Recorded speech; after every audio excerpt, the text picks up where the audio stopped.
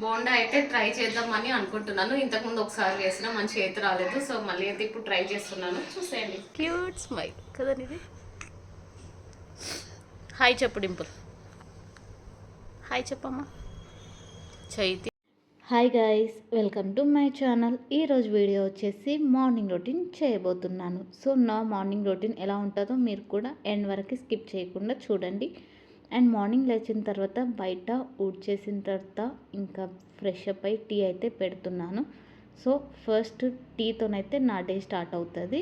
And ఇక్కడ tea పెట్టేస్తున్నాను. Tea పెట్టేసిన తర్వాత టీ అయితే అయ్యింది. ఇంకా టీ అయిన తర్వాత ఇంకా తాగేసిన ఫస్ట్ టీ తాగితేనే నా డే అయితే ప్రశాంతంగా సాగుతుంది.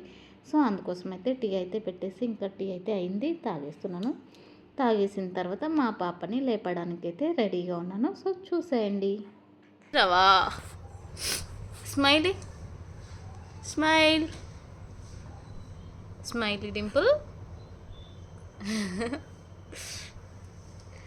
క్యూట్ స్మైల్ కదా ఇది. హాయ్ చెప్పు డింపుల్. హాయ్ చెప్పమ్మా. చైతి నాన్న ఫోన్ కావాలా?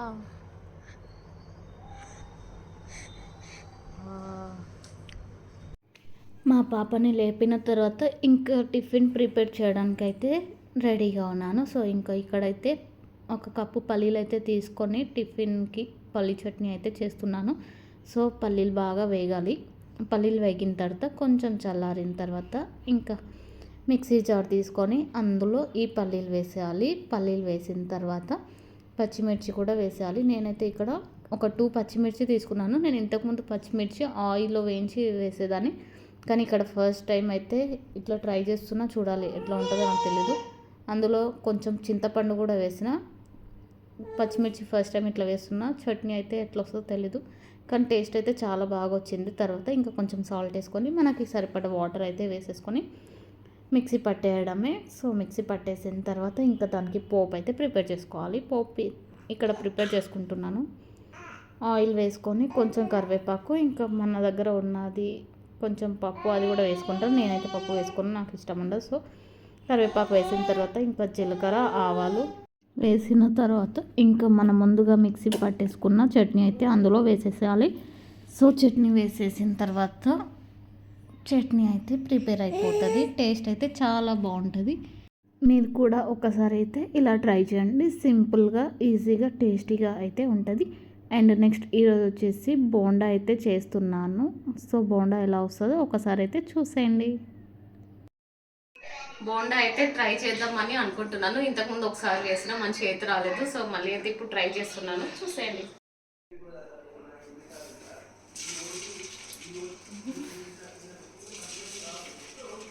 నెక్స్ట్ అయితే ఇట్లా ట్రై చేస్తున్నాం, చూద్దాం ఎట్లా.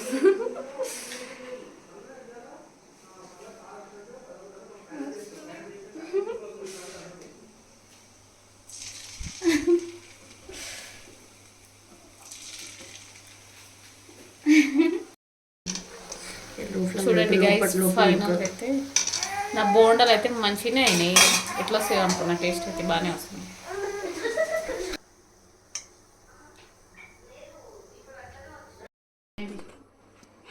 చూడండి గైస్, మళ్ళీ సెకండ్ టైం అయితే వేస్తాను.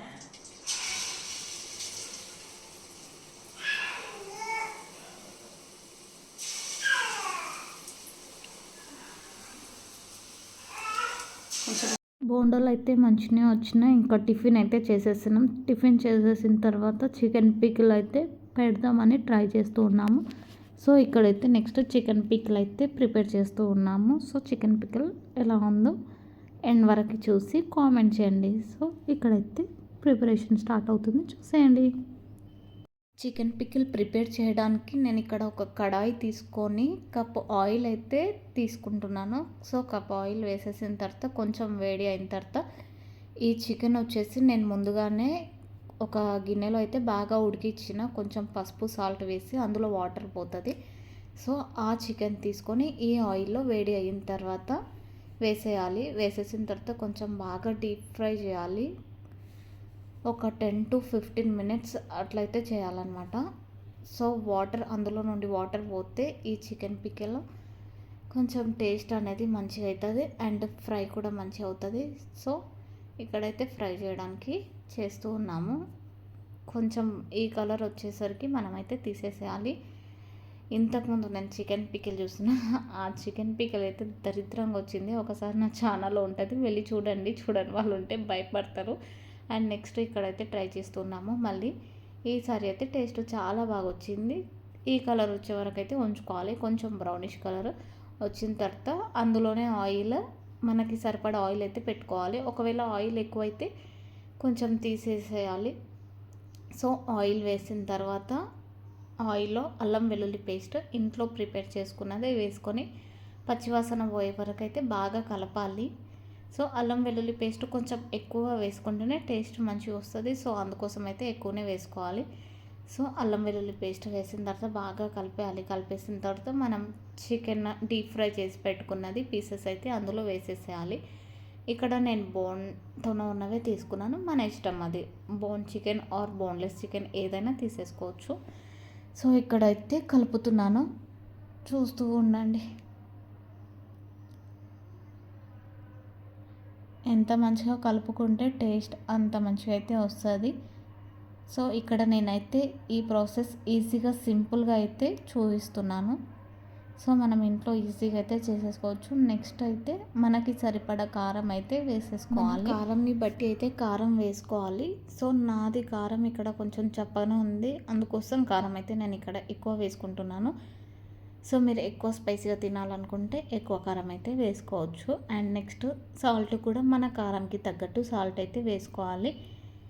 అండ్ వేసిన తర్వాత బాగా కలిపేయాలి. కలిపేసిన తర్వాత మనం సిమ్లో పెట్టుకొని కలుపుకోవాలి. హై ఫ్లేమ్లో పెట్టుకుంటే తొందర మాడిపోతుంది, కాబట్టి బ్లాక్ అయిపోతుంది.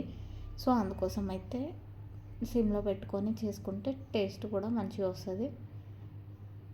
అండ్ నెక్స్ట్ ధనియాల పౌడర్ అయితే వేసుకోవాలి. ధనియాల పౌడర్ మనకి సరిపడైతే వేసుకోవాలి. ఇంకా కొంచెం గరం మసాలా వేసుకోవాలి. సో ధనియాల పౌడర్, గరం మసాలా వేసుకున్న తర్వాత కలిపేసిన తర్వాత ఆఫ్ చేయడమే. ఎక్కువసేపు అయితే పెట్టొద్దు. నేను ఇంతకుముందు లాస్ట్ వీడియోలో ఎక్కువసేపు పెట్టడం వల్ల బ్లాక్ అయిపోయింది. సో అందుకోసం అయితే ఎక్కువసేపు అయితే పెట్టొద్దు. ఇంకా వేసిన తర్వాత ఇది మొత్తం చల్లారిన తర్వాత నిమ్మకాయ అయితే వేసుకోవాలి. నిమ్మకాయ రసం వేసుకుంటేనే టేస్ట్ మంచిగా ఉంటుంది. సో మొత్తం చల్లారిన తర్వాత నిమ్మకాయ రసం వేసేసుకొని మనం ఒక గిన్నెలో స్టోర్ చేసి పెట్టేసుకోవడమే. ఇది మనకి కొన్ని డేస్ బాగానే ఉంటుంది.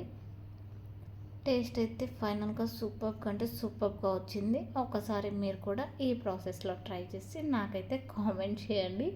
అండ్ నేను లాస్ట్ టైం చేసిన చికెన్ పికిల్ వీడియో కూడా ఉంటుంది నా ఛానల్లో, వెళ్ళి చూడండి. ఇంకా ఎలాంటి వీడియోస్ కావాలో కామెంట్ చేయండి. మంచి వీడియోస్ చేయడానికి ట్రై చేస్తూ ఉంటాను. అండ్ ఈ వీడియో నచ్చితే లైక్ చేయండి, షేర్ చేయండి అండ్ సబ్స్క్రైబ్ చేసుకోండి. మీ ఫ్రెండ్స్కి కూడా షేర్ చేయండి.